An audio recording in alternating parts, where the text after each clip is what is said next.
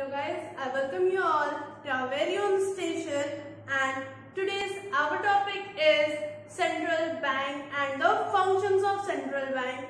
In our previous video, we have learned about the commercial bank and functions of commercial bank, and in our today's video, we will learn about the central bank. So let's come on the topic. So first of all, what is central bank? So we know that the Reserve Bank of India means RBI is known as the Central Bank of India, and we also know that it is the apex institution. Apex institution means the supreme institution, means head of all the banks, means RBI is the head of all the commercial banks. So this is a supreme institution. And one thing more, that the RBI is also the known as the bankers bank, which we will also discuss in our upcoming the functions of RBI. And RBI was established in 1935 as an apex institution, as a central bank of India. So now let's come on the functions of RBI, function of our central bank. So first one is currency authority, means the authority of the currency is to RBI, means RBI can publish the currency, क्योंकि जो हमारी currency है उस currency को publish करने की authority किसको है?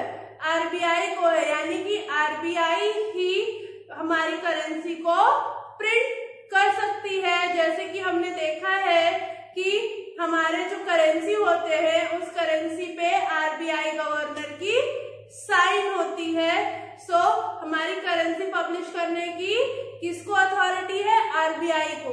बाकी लोग क्यों नहीं कर सकते?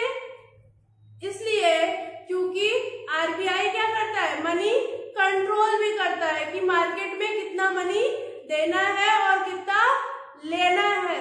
सो अगर सब लोग ही मनी क्रिएशन करने लगेंगे, सब लोग ही मनी पब्लिश करने लगेंगे, तो क्या होगा कि आरबीआई गांधी जी का बना रही है तो पीएनबी ने किसी और का बना दिया, किसी और ने किसी और का बना दिया। सो इसके एडवांटेजेस क्या है कि मनी जब सिर्फ आरबीआई ही पब्लिश करती है तो उसका जो पेपर होता है वो एक तरह का होता है, इंक एक तरह की होती है, कलर, प्रिंटिंग और सारी चीजें सब सिमिलर होती हैं। इसीलिए एक करेंसी की सारी मतलब एक अमाउंट की सारी करेंसी जो होती है वो क्या होती है? एक जैसी होती है, सिमिलर होती है। Okay, now our next topic, banker of government. मतलब हमारा जो ये आरबीआई है ये गवर्नमेंट का भी बैंक है। एज लाइक हम लोग अपने मनी को कॉमर्शियल बैंक में डिपॉजिट करते हैं और कॉमर्शियल बैंक से लोन लेते हैं जब हमें जरूरत होती है। इन द सेम वेज जो हमारी स्टेट गवर्नमेंट और सेंट्रल गवर्नमेंट होती है वो अपना जो फंड होता है वो कहाँ सबमिट करती है? आरबीआई में, और अब जब उसे लोनिंग की जरूरत पड़ती है तो वो कहाँ से हेल्प लेती है? आरबीआई से। फिर हमारा थर्ड पॉइंट आता है बैंकर्स बैंक एंड सुपरवाइजर। अभी इसे हमने पढ़ा था। सो बैंकर्स बैंक क्या होता है?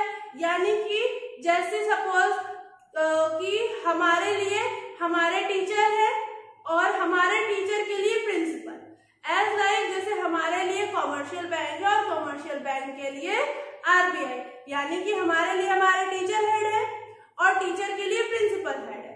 इन द सेम वे हमारे लिए कॉमर्शियल बैंक है और कॉमर्शियल बैंक का हेड कौन है? आरबीआई।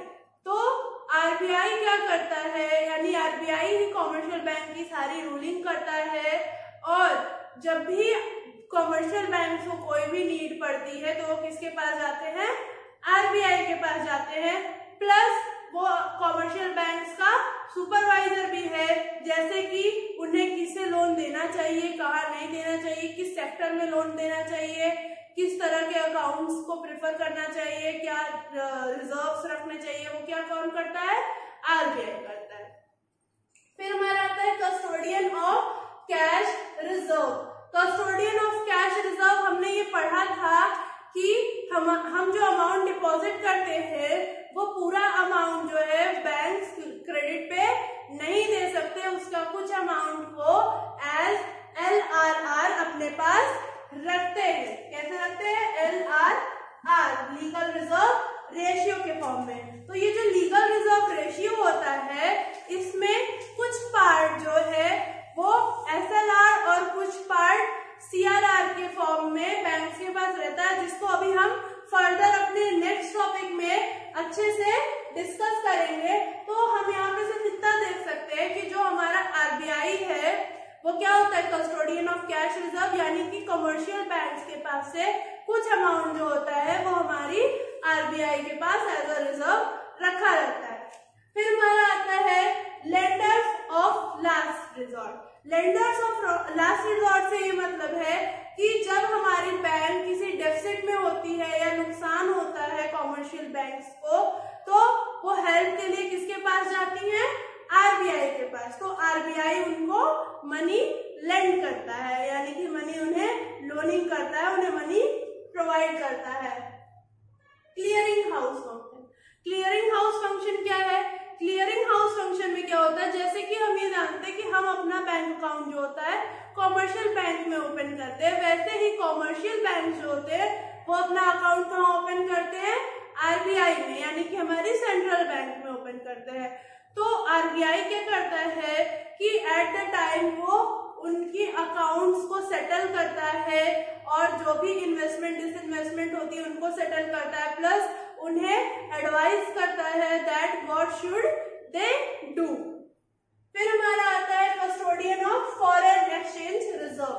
सो हमारा जो आरबीआई है वो सिर्फ हमारी करेंसी नहीं, वो फॉरेन करेंसी भी अपने पास रखता है, जैसे कि यूरो हो गए, डॉलर्स हो गए, ठीक है।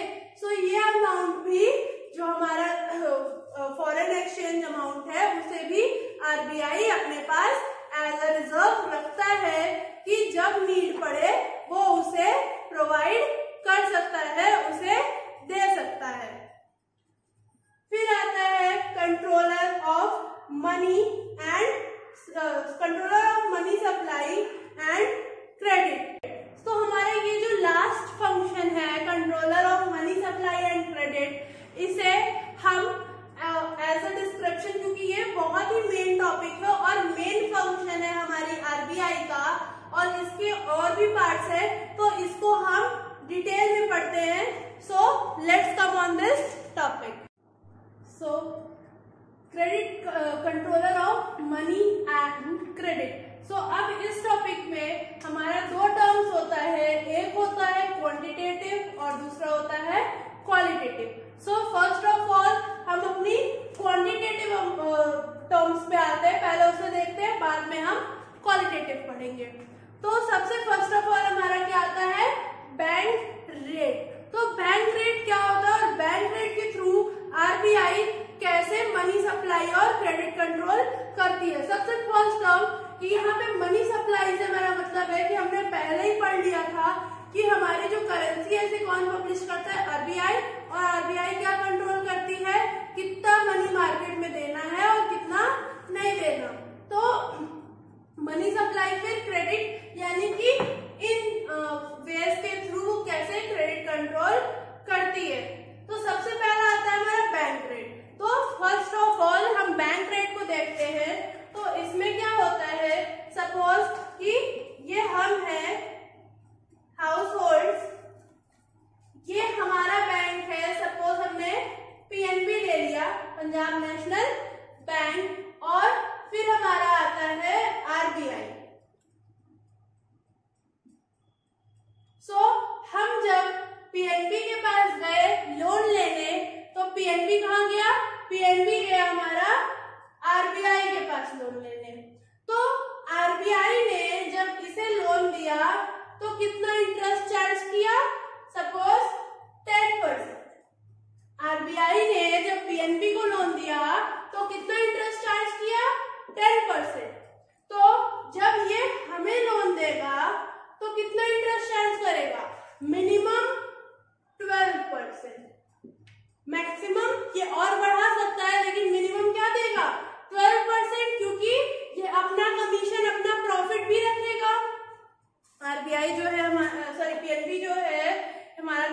बैंक ये अपना प्रॉफिट भी रखेगा यहाँ पे, तो ये हमें क्या देगा, 12% पे देगा। तो ठीक है, हमें अगर लेना है तो हमने लोन ले लिया। बट जब बैंक को क्रेडिट कंट्रोल करना है या मार्केट से, इकोनॉमी से पैसा निकालना है, तो क्या करेगा, बैंक इसको 12% पे देगा। आरबीआई जो है वो पीएनबी को कितने परसेंट पे दिया, 12। तो अब क्या वो हमें 12% पे देगा, नहीं, तो वो हमें कितने परसेंट पे देगा, 14% पे। तो यानी जो इंटरेस्ट रेट 12% था, या जो लोन अमाउंट हमें 12% पे मिल रहा था, वो अब हमें कितने पे मिलेगा, 14%। तो हम क्यों लेने जाएंगे, हम लेने जाएंगे नहीं, लेने जाएंगे। तो इससे क्या होगा, क्रेडिट कंट्रोल होगा, यानी कि मनी सप्लाई जो है वो रुक जाएगी, मार्केट से मनी कम हो जाएगा। और सपोज अगर आरबीआई को मार्केट में मनी सप्लाई करना है, तो वो क्या करेगी, वो इसे 8% पे दे देगी। जब आरबीआई पीएनबी को 8% पे देगी, तो पीएनबी क्या करेगी, वो हमें 10% पे दे देगी। तो यानी जो लोन अमाउंट 14% पे था, वो जब हमें 10% पे मिलेगा, तो हम उसे तुरंत ले लेंगे, हम तुरंत लोन ले लेंगे। तो क्या होगा, मार्केट में मनी सप्लाई बढ़ जाएगी। इन सेम वे हम आते हैं अपने नेक्स्ट टॉपिक पे, ओपन मार्केट। तो ओपन मार्केट में क्या होता है, ओपन मार्केट में हमारी जो आरबीआई होती है, वो गवर्नमेंट सिक्योरिटीज को सेल या परचेस करती है। तो जब उसे मनी सप्लाई कम करनी होती है, तो क्या करती है, वो गवर्नमेंट सिक्योरिटी को बेच देती है, सेल कर देती है।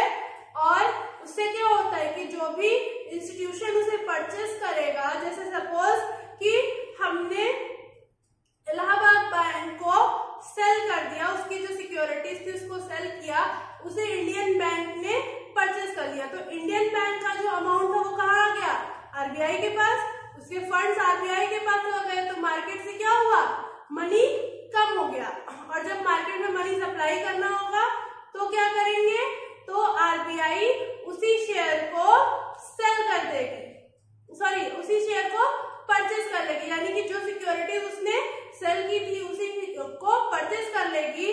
तो क्या होगा, वो अमाउंट वो वापस से कॉमर्शियल बैंक को देगी। तो यानी कि मार्केट में मनी सप्लाई बढ़ेगा और कॉमर्शियल बैंक मनी लेंड कर सकेगा, क्रेडिट भी बढ़ेगा। फिर आता है हमारा एलआरआर। एलआरआर मतलब लीगल रिजर्व रेशियो।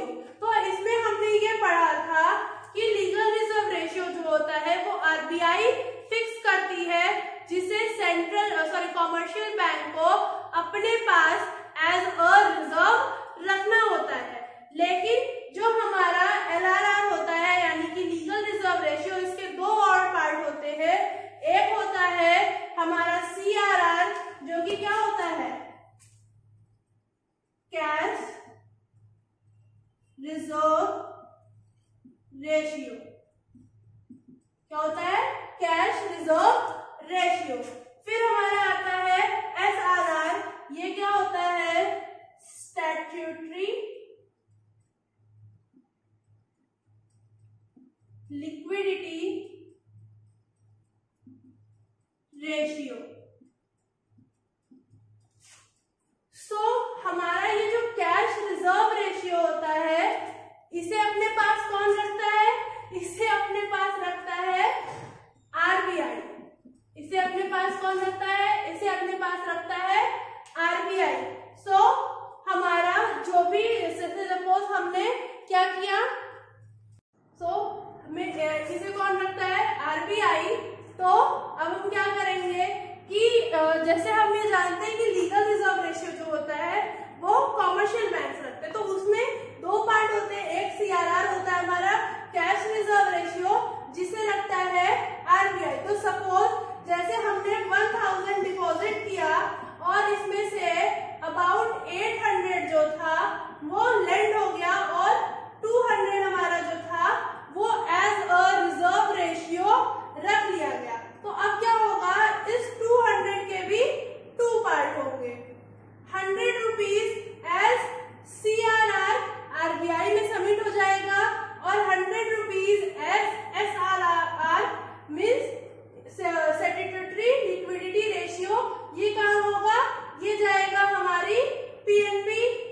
कोई भी कॉमर्शियल बैंक्स के पास।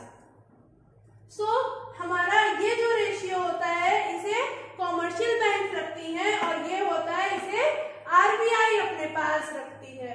सो जब भी हम एलआरआर की रेट को हाई कर देते हैं, यानी कि लिक्विडिटी लीगल रिजर्व रेशियो को जब हम हाई कर देते हैं तो क्या होता है कि बैंक्स को अपने पास ज्यादा रिजर्व रखना पड़ता है, तो उनके पास लेंडिंग कैपेसिटी कम हो जाती है, जिससे मार्केट में मनी सप्लाई कम हो जाता है।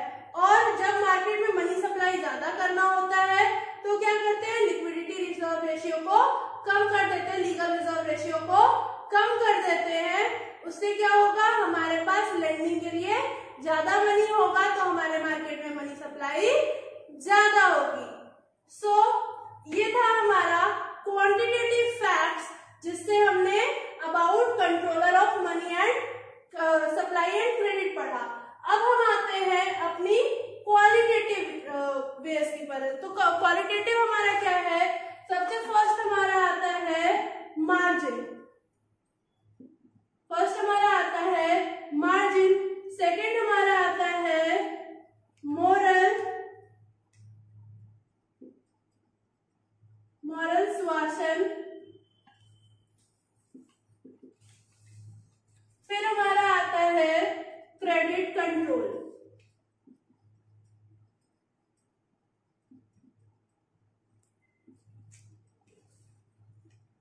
सो अब इसमें हम क्या देखते हैं कि फर्स्ट हमारा आता है मार्जिन। तो मार्जिन में क्या होता है, मार्जिन में सपोज हम एक एग्जांपल लेते हैं कि जैसे हमारे पास क्या है, एक बिल्डिंग है, हमारे पास एक बिल्डिंग है, उस बिल्डिंग की कॉस्ट कितनी है, 1 लाख रुपीज।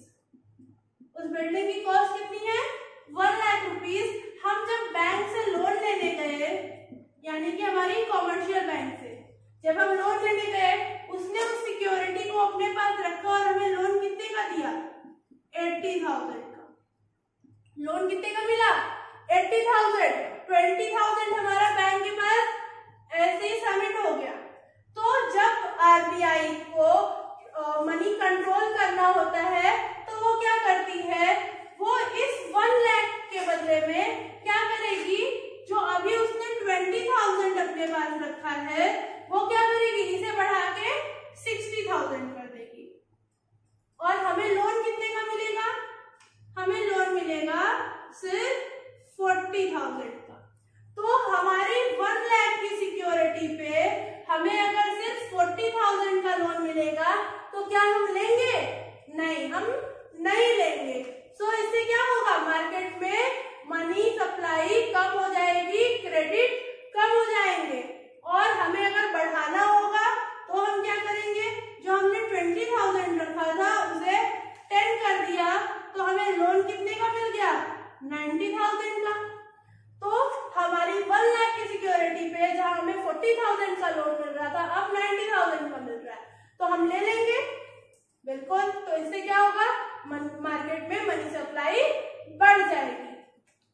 फिर आता है हमारा मॉरल सुआसन। इसमें क्या होता है, इसमें हमारी जो आरबीआई है, आरबीआई कॉमर्शियल बैंक्स को गवर्न करती है, सुपरवाइज करती है कि उन्हें किसे लोन देना चाहिए, नहीं देना चाहिए, किस सेक्टर में लोन देना चाहिए, कैसे वर्क करना चाहिए और कैसी फंडिंग होनी चाहिए, क्या चीजें होनी चाहिए, ये हम इसमें बताता है आरबीआई कॉमर्शियल बैंक को। और हमारा थर्ड पॉइंट है क्रेडिट कंट्रोल, और we can also say it selective credit control. Selective credit control, इसमें क्या होता है कि हमारी आरबीआई जो है वो कॉमर्शियल बैंक को सजेस्ट करती है कि that you have to work under us, आपको हमारे रूल रेगुलेशन के अंडर में वर्क करना है। आप इस सेक्टर को इतना क्रेडिट कंट्रोल और इतना लोन दे सकते हो, इतना क्रेडिट दे सकते हो, और इस सेक्टर को आपको इतना क्रेडिट देना है, ताकि हमारे जो सारे सेक्टर है वो इक्वली प्रमोट हो, इक्वली वर्क करे। उसके लिए क्या करती है आरबीआई, हमारी सिलेक्टिव क्रेडिट कंट्रोल, यानी कि वो रिस्ट्रिक्ट कर देती है कि इस सेक्टर को आप सिर्फ इतना ही लोन प्रोवाइड कर सकते हो। सो ये था हमारा फंक्शन ऑफ आरबीआई, जिसमें हमने लास्ट फंक्शन देखा हमारा क्वालिटेटिव और क्वांटिटेटिव टर्म्स, जिसमें हमने अपना सीआरआर, एसआरआर, एसएलआर के बारे में पढ़ा और बैंक रेट पढ़ा हमने, बैंक ऑपरेशंस पढ़े, प्लस मार्जिन और मॉरल सुभाषण देखा। अब हम अपने इस चैप्टर का लास्ट 2 पॉइंट देखते हैं, जिसमें हमें क्या पढ़ना है, repo rate and reverse repo rate. ये बहुत ही छोटा सा टॉपिक है, repo rate and reverse repo rate. Reverse repo rate, अब इसमें क्या होता है, ये 2 पॉइंट्स हमारे क्या है। सपोज होता क्या है कि ये है हमारा कॉमर्शियल बैंक, ये हमारा कॉमर्शियल बैंक है और ये है आरबीआई, ये आरबीआई।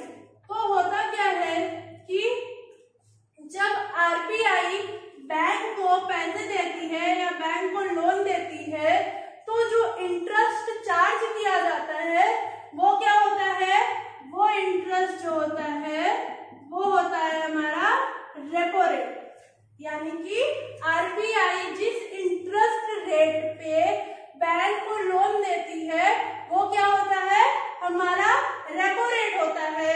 और रिवर्स रेपो रेट जस्ट इसका अपोजिट होता है कि जैसे जब हमारी कॉमर्शियल बैंक आरबीआई को लोन देती है, तो ये तो बहुत पॉसिबल ही नहीं है कि बैंक आरबीआई को लोन दे। क्या ऐसा हो सकता है कि आरबीआई को बैंक से लोन लेना पड़े? नहीं। तो इसमें होता क्या है कि हमने अभी एक पढ़ा था कैश रिजर्व रेशियो, CRR। तो ये जो CRR होता है ये बैंक कहाँ डिपॉजिट करता है, आरबीआई में, आरबीआई को देता है। तो जैसे जब हम अपना अकाउंट ओपन करते हैं तो बैंक हमें इंटरेस्ट रेट प्रोवाइड करता है, वैसे ही जब ये कॉमर्शियल बैंक आरबीआई को पैसे दे रहे हैं as a cash reserve ratio, तो बैंक आरबीआई उनको प्रोवाइड करेगा इंटरेस्ट। आरबीआई क्या करेगा, इंटरेस्ट प्रोवाइड करेगा। तो वो इंटरेस्ट क्या होगा, वो इंटरेस्ट होगा हमारा रिवर्स रेपो रेट। यानी कि जब आरबीआई ने बैंक को पैसे दिए और इंटरेस्ट चार्ज किया तो क्या था, रेपो रेट। और जब बैंक ने आरबीआई को पैसे दिए और आरबीआई ने उस पे इंटरेस्ट उन्हें दिया तो वो क्या था, reverse repo rate. By this topic our this chapter ends here, and now we will carry on with our next chapter, which is